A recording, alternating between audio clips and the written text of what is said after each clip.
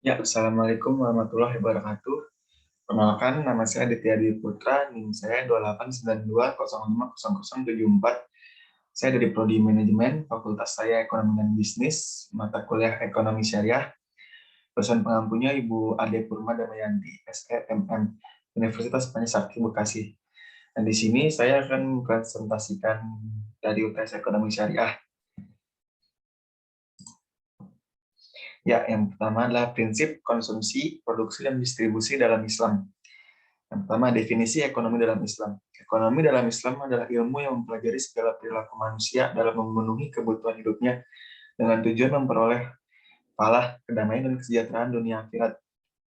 Perilaku manusia di sini berkaitan dengan landasan-landasan syariat sebagai rujukan berperilaku dan kecenderungan-kecenderungan dari fitrah manusia.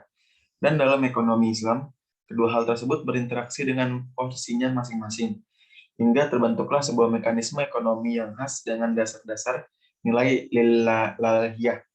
Sistem ekonomi Islam meyakini bahwa Allah Subhanahu wa taala menciptakan alam raya termasuk bumi beserta isinya cukup untuk memenuhi kebutuhan seluruh umat manusia, sehingga kelangkaan pada dasarnya tidak menjadi masalah dalam perspektif ekonomi Islam.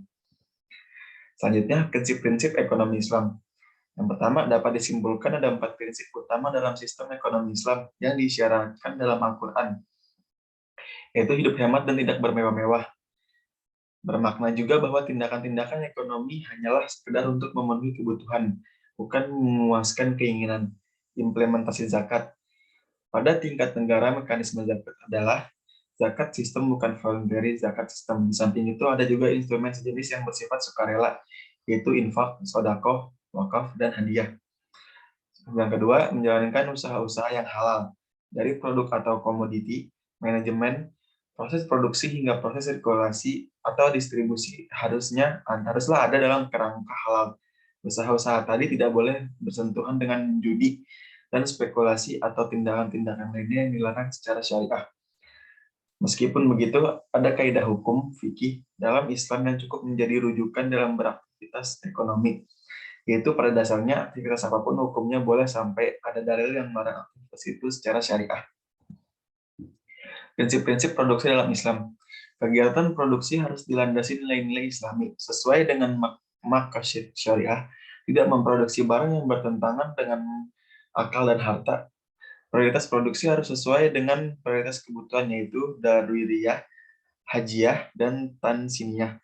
Kegiatan produksi harus memperhatikan keadilan, aspek sosial kemasyarakatan, memenuhi kewajiban zakat, sedekah, infak, dan wakaf, mengelola sumber daya alam secara optimal, tidak boros, berlebihan, dan merusak lingkungan, distribusi keuntungan yang adil antara pemilik, pengelola, manajemen, dan buruh.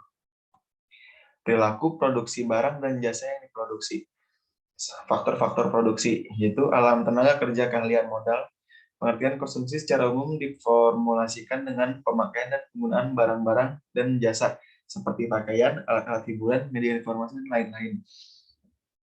Tujuan memenuhi kebutuhan baik jasmani maupun rohani, sehingga mampu memaksimalkan fungsi kemanusiaannya sebagai hamba Allah Subhanahu wa Ta'ala untuk mendapatkan kebahagiaan dunia dan akhirat. Tafalah. Perilaku konsumsi dari Dr. Yusuf Kordawi. Zakat dan sedekah merupakan bagian dari konsumsi dalam Islam. Pendekatan pendapatan dalam Islam dapat dirumuskan Y sama dengan C plus zakat plus S. Kekayaan atau harta dalam Islam merupakan amanah Allah yang harus dibelanjakan secara benar, yaitu seimbang dan adil, tidak boros, tidak kikir, dan tidak juga mubazir. Harta yang dimiliki tidak semata-mata untuk dikonsumsi, tapi juga untuk kegiatan sosial seperti zakat, infak, dan sedekah. Islam Islam menggariskan tujuan konsumsi bukan semata-mata memenuhi kepuasan terhadap barang, namun yang lebih utama adalah sarana untuk mencapai kepuasan sejati yang utuh dan komprehensif, yaitu kepuasan dunia dan akhirat. Kepuasan tidak saja dikaitkan dengan keberadaan, tapi juga dengan ruhiyah. Jadi tujuan konsumen muslim bukanlah memaksimumkan utility, tetapi memaksimumkan maslahah. Selanjutnya distribusi, yaitu penyebaran atau pemutaran ekonomi dalam skala negara seringkali diterjemahkan menjadi pemerataan kesejahteraan warga negara.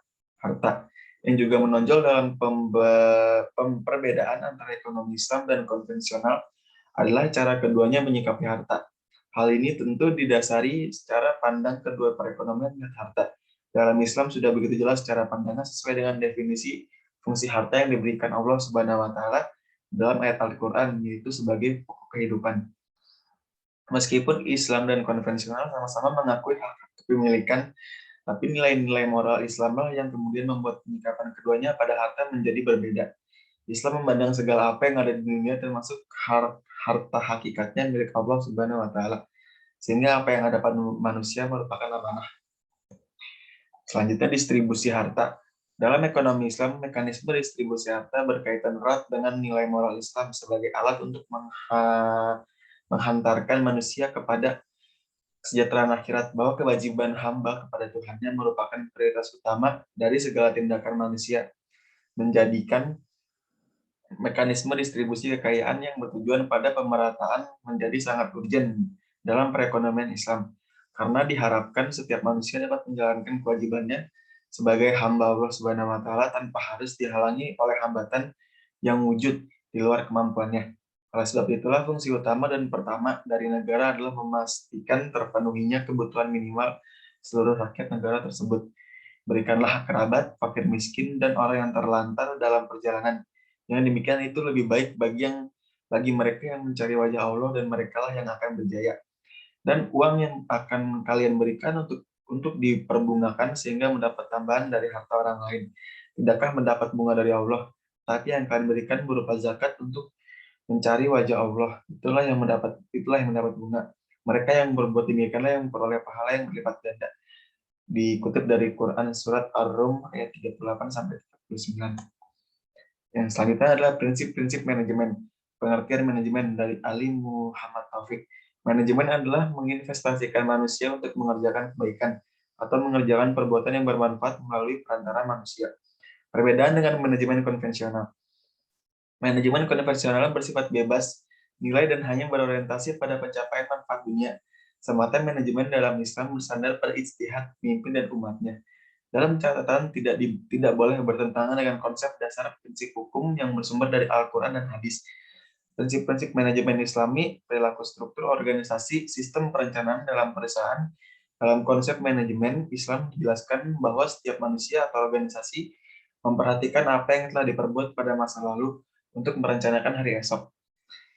Quran Surat Al-Hasyi ayat 18. Hai orang-orang yang beriman, bertakwa kepada Allah dan hendaklah setiap diri memperhatikan apa yang telah diperbuatnya untuk hari esok atau akhirat. Dan bertakwalah kepada Allah, sesungguhnya Allah Maha mengetahui apa yang kamu kerjakan. Pengawasan dalam perusahaan, pengawasan internal, pengawasan eksternal. Selanjutnya adalah kontrak bisnis menurut Islam. Yang pertama adalah akad, hubungan antara ijab dan qabul sesuai dengan kehendak syariat yang menetapkan adanya pengaruh atau akibat hukum pada objek perikatan. Kemudian perbedaan akad atau perjanjian. Asal-asas kontrak, al-huriyah atau kebebasan, al-musyawah atau persamaan atau kesetaraan, al-adalah atau keadilan, al-ridho atau kerelaan, as-sidik atau kejujuran, al-kitabah atau tertulis. Rukun dan syarat akad, yaitu ijab dan qabul, pelaku kontrak, objek akad, akibat hukum kontrak. Hal-hal yang merusak kontrak adalah keterpaksaan, kekeliruan atau gulat, penyamaran cacat objek, tidak adanya keseimbangan objek dan harga. Selanjutnya, contoh perjanjian dalam operasional perbankan syariah. Yang pertama adalah wadiah, titipan murni nasabah yang harus dijaga dan dikembalikan kapan saja untuk menghendakinya.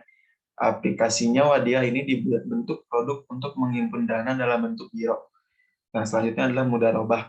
Akad kerjasama antara pemilik dana, sahibul ma'al, dengan pengusaha mudarib untuk melakukan suatu usaha bersama. Dalam perbankan digunakan untuk menerima simpanan nasabah dalam bentuk tabungan atau deposito dan ada pembiayaan. Murabahah dalam istilah fikih tersebut akad jual beli atas barang tertentu. Dalam transaksi jual beli tersebut, penjual menyebutkan dengan jelas barang yang diperjualbelikan termasuk harga pembelian dan keuntungan yang diambil. Dalam perbankan adalah akad jual beli antara bank selaku penyedia barang dengan nasabah yang memesan untuk membeli barang.